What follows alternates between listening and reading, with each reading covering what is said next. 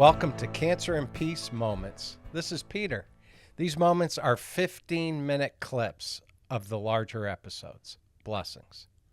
Yeah, thanks, Sean. And our first podcast, I really talked about, for this legacy time, I really talked about how I ended up even doing an end-of-life journey. Obviously, I'm here right now, and it's been 6 years.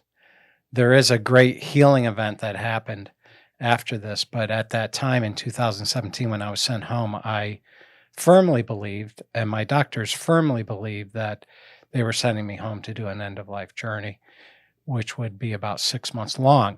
And I think that the issue is, how does somebody like myself, how did I travel through that time? And I think I even go back to the two aspects. I spoke at my church this past weekend, gave a sermon, and it was on endurance. How do we have patience under suffering? And we've talked about endurance before, but there were two aspects, and it was acceptance and purpose. Mm-hmm. And two characteristics that I need in order to have endurance as I go through the cancer journey. And so last podcast, we talked about purpose, how it's very meaningful to leave a legacy. That provides purpose for me as I go through or went through this end-of-life journey. But acceptance, in order, I think, to do it and to do it well, acceptance is a key part of it. And what that required was this. I had that teary-eyed doctor, surgeon, oncologist, weeping, and that's it, we're done. And my brother was there, and he tells me that I said, and this sounds kind of spiritual, but I said to the doctor, Dr. Grasso, you don't have to worry about me. I believe in Jesus Christ, and I know where I'm going. My recollection isn't that great, but that's what my brother said that I said. And at that point, I only would have said it if I firmly believed what I was saying. But when I got home and the reality of this is it struck me, I had to process the sadness and fear, those two issues. It wasn't so much anger, it was more sadness, really. Right. Because I was having to say goodbye to my children and my family. And the fear was, what's an end-of-life journey going to feel like? I'm going to have to experience the pain and the suffering and the transition into the afterlife. I'd done it many times with people. Now I was going to have to do it. So I hear you basically saying, start out with the grief process. Is that because you're trauma. Really grief and trauma? Yep. If you don't start with the grief and trauma, you're not going to be able to do this well, because you're not going to know your own self. You have to know yourself to be able to do this. And you can't give something that you don't have. Right. So if you don't have peace inside, then you can't give it. The sadness piece was all wrapped up in, and I mentioned this in the podcast before podcast 1 on legacy. One of the care pastors said to me to write a letter to each one of my children. And he said, make sure it comes from the heart. How did you feel when that child was born? How did you feel as they grew up? What would you like them to know as they live out the rest of their lives without you?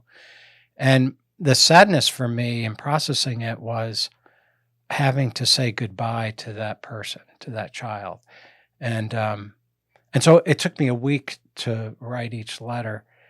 I probably cried half the time of writing the letter.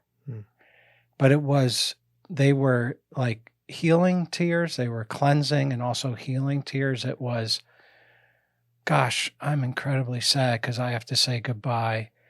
And yet God, I give this child into your hands. And now here's what I want to communicate.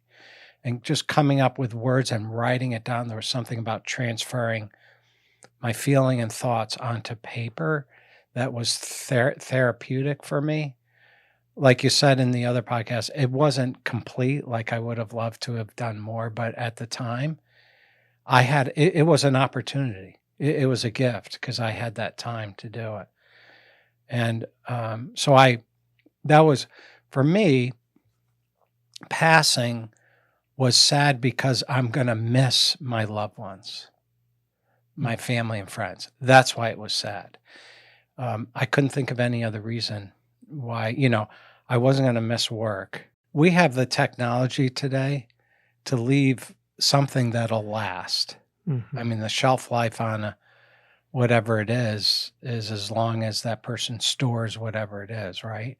So whether it's done verbally or in writing, but leaving a message or a life lesson or something, whatever you feel like you want to leave. Like I had my dad who's going to turn 91 in a couple weeks. I encouraged him. He wrote a little book on his life and he did a whole DVD. Someone interviewed him so that when my grandchild wants to know what my dad was like, I can pull out the DVD and say, here he is answering questions about his life. He was born in 1932.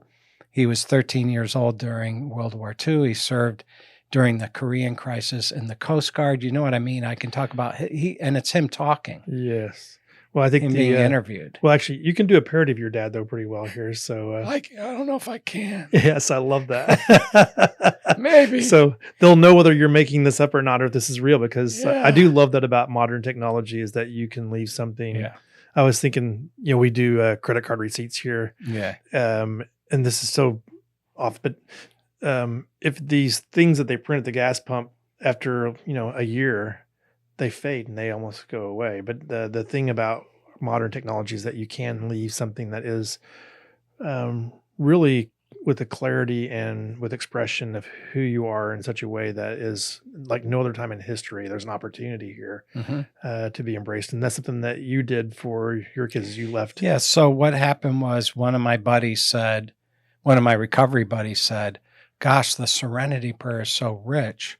Why don't you go through that and do commentary on the Serenity Prayer as it relates to your life? And I said, that's a great idea because I want my children to know how I faced difficulty, hardships, end of life prognosis, all that.